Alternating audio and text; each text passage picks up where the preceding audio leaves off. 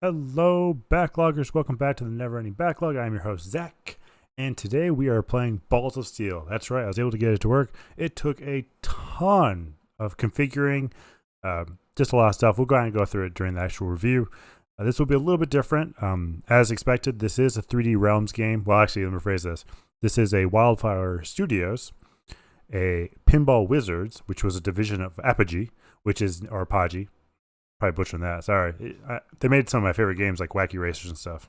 And then now it's 3D Realms. So the themes are obviously like Duke Nukem, like that. It is a pinball game released in 1997. Thus, the problems that I kind of came across. It's actually a weird game. Uh, not a lot, spoken about it. In fact, there's no Steam store link, so I really can't give you a price for it because it's not out there. Um, yeah, it's interesting to say the least. There are no reviews for it, obviously. I was able to find old like news articles and stuff about it, so we'll kind of go into that as well. But obviously, like I said, this is a pinball arcade machine, balls of steel. You can imagine that just because it is Duke Nukem, so it's not really that surprising that it's crass, but it's fun. But yeah, so the game is actually almost 900 megabytes, so almost a gig. And for a game from 1997, a pinball game at that, kind of weird. It's pretty large, actually. It doesn't run on DOSBox either. It runs on its own separate thing.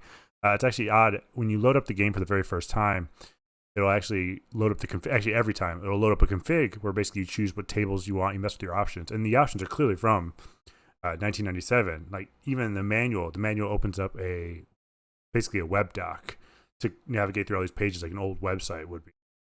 And they haven't updated it. It wasn't updated during a new sale. It was the original doc. Most of the links that they had were all, invalid. The companies have gone out of business. So it's interesting to see that. I'll also say, even in the ordering, so this was basically a paid version, but they had a shareware version, as most games did back in the 90s, and you can actually order it. And to order it, you would basically print off a form, fill it out, and then mail it to them to buy the copy. So all that stuff still remains, so I think that's pretty cool. I likely got this in a 3D Realms Apogee bundle, I think. So it's cool. I think it's fun. I played it just a smidge just to make sure it works. Like I said, I've had quite a few issues with this. Once again, it pushes all three monitors, and this is a game from 1997, a pinball game at that. That's not really widely known, or at least I've barely heard of it, and I've talked to a lot of gamers that they've never really heard of it that much. So it's interesting to see that working on all three monitors. The downside is it doesn't allow you to not use three monitors. So it pushes full screen regardless if you like it or not. And that is extremely frustrating when you're trying to do something like this, recording. So it's ironic. All of these games would have been perfect last season when I was just doing podcasting and recording after playing, not when I'm actually playing. It would have been perfect for that season. And now this season where I'm actually trying to live stream and do this type of stuff, recording, and you guys can see my face and see the games, and we can experience these things together for the first time. It's nothing but trouble. I can't win, everybody. I just can't win. So yeah, Balls of Steel by Apogee or Wildfire Studios and Pinball Wizards. There is a Wildfire website, wildfire.com.au, so it's an Australian site. Not sure if that's the right Wildfire Studios. It might be. That's what linked to it from the website. But then again, those domains could have changed hands quite a bit from time. Yeah, so let's just jump right into it. The one thing I will say is the screen obviously is not made for big monitors, even though it does push it. It's not made for it. It is very square. Like this monitor would be beneficial for it. I actually probably could have played on here a lot easier, but I don't have anything set up for streaming because this is a Windows 95 PC, and I have I don't have Elgato stuff, or I don't have any type of stream captures yet. Maybe in the future. Not really as worried about it now. This Windows 10 has been running just fine, most of the stuff, and DOSBox usually fills the void for anything else I need. So anyway, it is going to be square. I am basically pushing it off to the right side, kind of like the initial game screen was, where it showed you what I was playing today. So I'll keep my cam running for this one. I don't expect this to be a very long one, just because it's a pinball game. There's only so much I can really talk about. I'll kind of mention my experiences with Duke Nukem, which has been fantastic. Arcades and pinballs, which you obviously all know I enjoyed those quite a bit. How I got this to work, that's kind of a fun experience as well. And just some cool little history items I found out about it, because I'm going to try to start doing that from now on. Now, granted, I will say right now, I'm not going to do a ton of research on all these games because once again, it goes back down to that podcast route where it's like, oh, tons of time went into making each episode. And if I was doing like one episode a week, I would spend hours researching. But I'm doing an episode a night, and it'll probably continue on the weekends as well. So it'll be almost every single day making stuff. Love content creation, so it's fun. And I am knocking out my backlog, which is great. So I will try to get some stories or kind of cool stuff. And yeah, we'll just experience it together. So let me get this all set up and we'll start playing with it now. Okay. We will do some music. All right. The camera should pick up here in just a second for the feed. Kick back. Nope. Not gonna work right now. Not gonna pick up. Alrighty. Well, let me see if I can. That's why. Okay. Let me get this working for you. That's why, because I was on the wrong one. Ha! There we go. Sorry about that. But anyway, so this is Balls of Steel. The one thing I will say I like about this, I used to play the Windows 95 pinball. Not a lot. I actually prefer in-person pinball. I like the layers and the depth. But the cool thing is you can actually change the settings, and this was default like this, where you either see the full pinball playfield or you see zoomed in and it follows the ball. I like this way more just because you get to kind of get more intimate with the actual pinball playfield. You get to see more of the details. So really cool. There are a lot of sexual innuendos with this game, but it's Duke Nukem, so if you expect anything less, well, shame on you. So anyway, enter is your main controls. Shifts are your paddles. We'll kind of go into some other controls, things that I came across. So let's just start playing right now. All right, enter shoots. Ooh. Some pinball, yeah.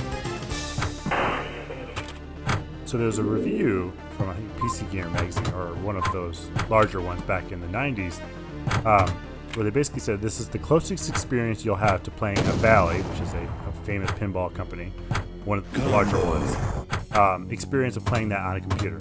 I would actually agree. This is a very smooth pinball experience, and for 1997, I'm actually really impressed with the quality of this game. It is a larger game, though, so I'm not sure if it was always 997 megs. Sorry, shift keys. Ugh. No. I'm just not winning, guys. This is now my shift keys are literally tabbing over. Oh, okay. Let me see if I can fix that again real quick.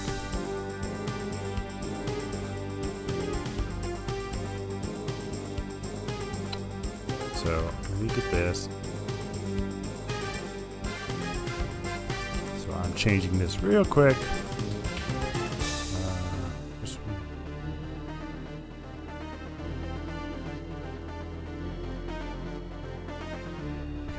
I think that should fix the problem. We'll figure out.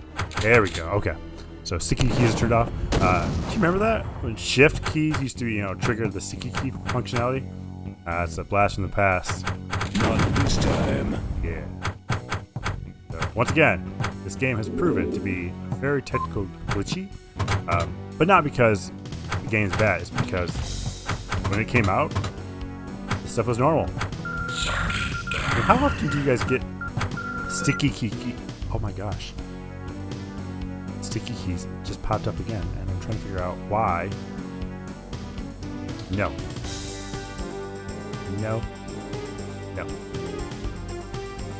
Okay. So this should be good now.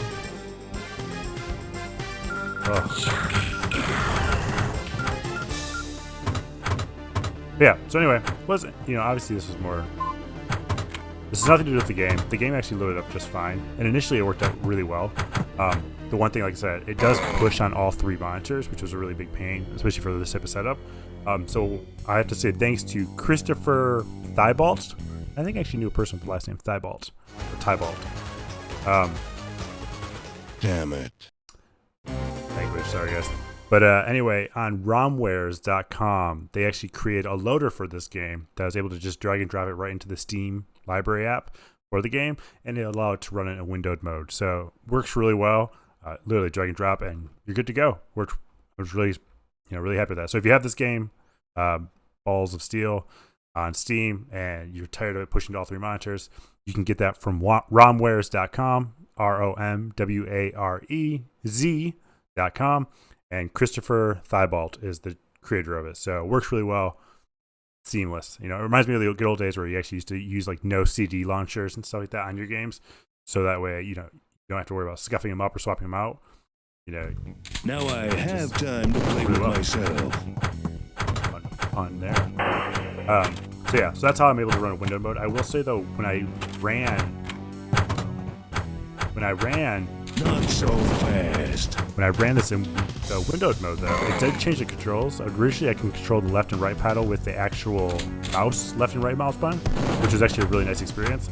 This is shift, so the sticky keys, that's why I didn't come across this issue. Not so I'm terrible at this fast. game. But then again, at the same time, like, if the pinball goes like directly dead center, like, I mean, that's not preventable, right? Like, I know I can like prevent like where I hit it here, like I can hit it further up and stuff, but is that preventable? I've heard that a lot, where people are like, "Oh, I went down center," like, "Oh, you stink." And it's like, but the ball just went down center. Like, there's no paddle in the middle. Like, what am I supposed to do about that? Nice. So maybe you pinball pros out there can give me some advice on how that actually works. But anyway, like I said, window mode works. Controls are both left and right shifts. Enter is the main keys, which is nice. Graphics, I think, are actually pretty clean.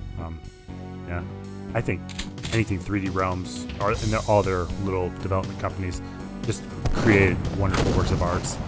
Duke Nukem 3D was one of my favorite shareware games.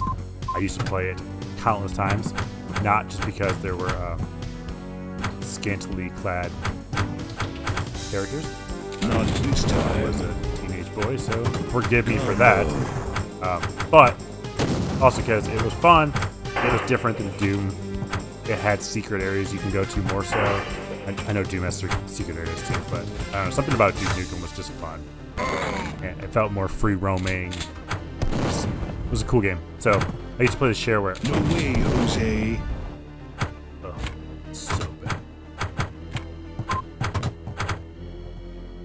Stop it. No. Cool.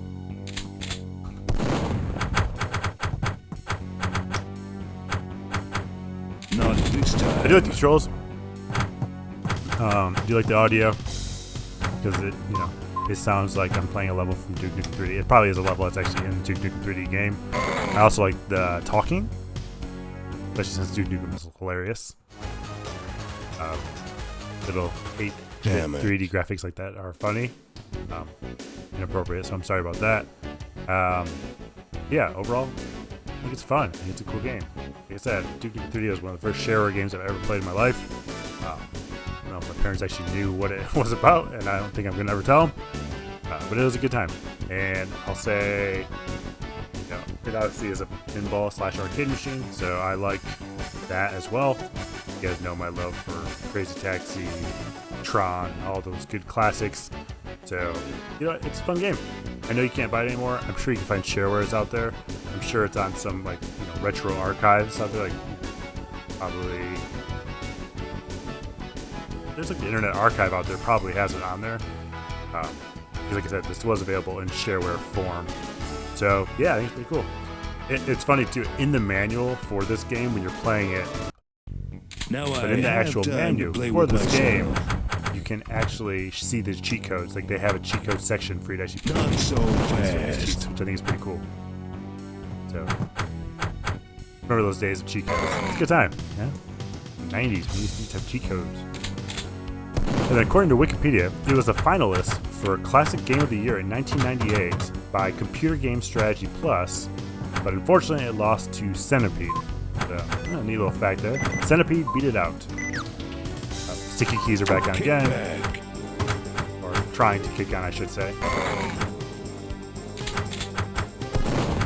And I haven't seen a lot from 3D. I don't know if you guys follow. If you like classic PC games, follow 3D Realms, because they still make games, and they still make it in their kind of their classic format that they're known for, like the Duke Nukem 3D graphics style. So definitely check them out. And they do a lot of like old school tweets about their old products and stuff. So it's a cool company that kind of retained their history and is keeping their history alive. But, yeah, it's a fun game. I enjoy it. There are like 5 or 6 other boards, different themes. This is the one I obviously knew the most. And if I switch it, I'll probably break something, and I'm terrified of breaking something. So I'm just gonna keep on playing this, and it's still fun. Like I haven't done anything this. Obviously, like there's like, in the center you can see all like the specials, like come and get some, blast from the space, hail to the king, baby, all that stuff. And I haven't unlocked any of that stuff right now, so there's still plenty of content. Yeah, take the pain. Like the monsters screaming. Never heard it before, but I remember that monster screaming. There you go, guys. Yeah. Oh. Yeah, red key card. I remember those. Yeah, I hear ya.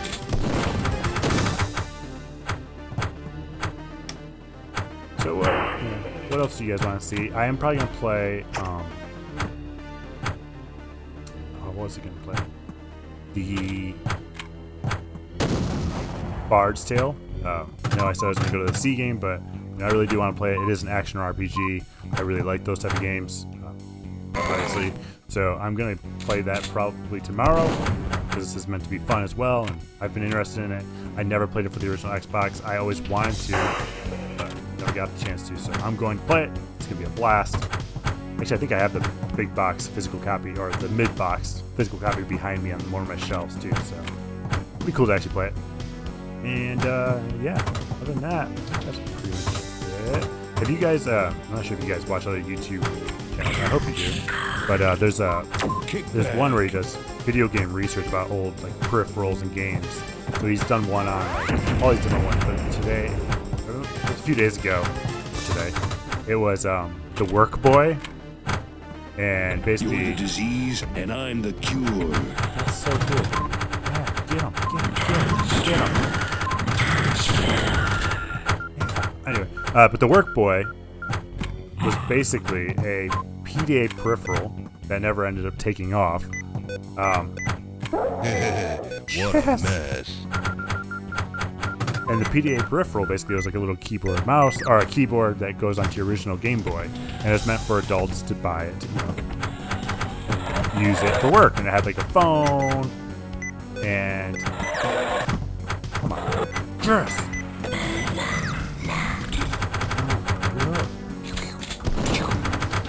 But yeah, there's a PDA peripheral, and this YouTuber goes into a lot of detail. He reaches out to developers, programmers, and tries to find basically the history of it, see if any of them exist and such. And he did find a copy. It's not going to go into too much spoilers about how the process went or if everything was working, but highly recommend watching it. I didn't write down the channel. I'm sorry, but you can definitely look for Work Boy on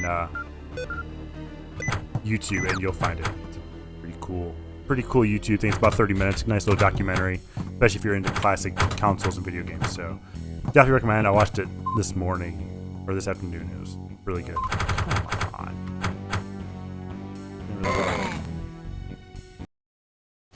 There we go. 20. Ooh. Yes. 27 million points. All right, here we go. Yeah, sticky keys are still kicking on. I've disabled everything, so I'll have to look into that again. That's why the beeping, if you hear it, I'm sorry. That's not part of the game. It's Windows 10 telling me I need sticky keys, which is frustrating. That beeping is part of the game. I score. Oh,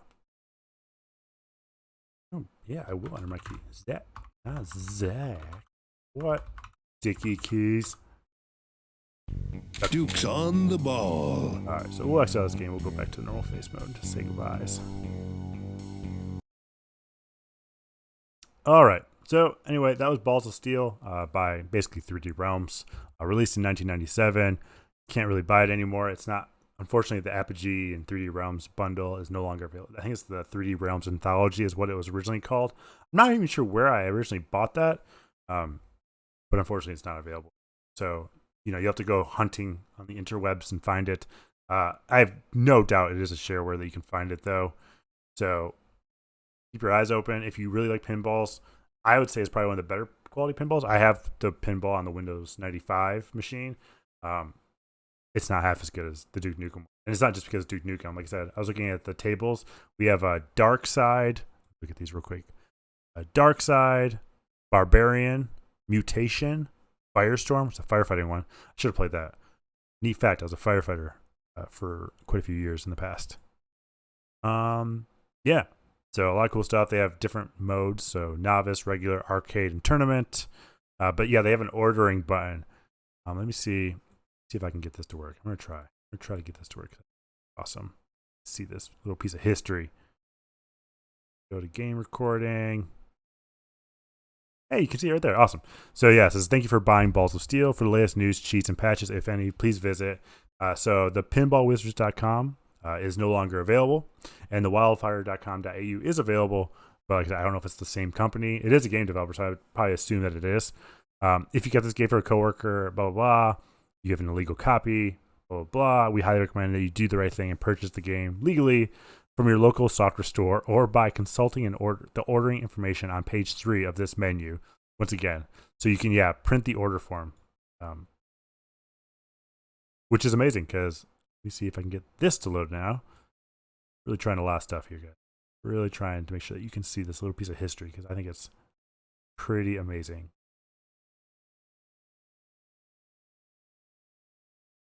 Work? Work?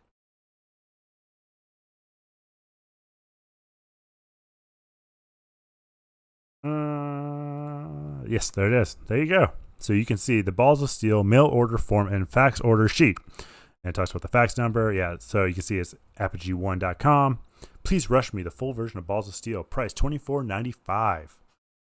So yeah, pretty awesome right there, huh? Pay with money order. That's nice. Pinball Wizards. This is the company address. 2 weeks delivery. That'd be great. You even, you have 8.25% sales tax. Bummer.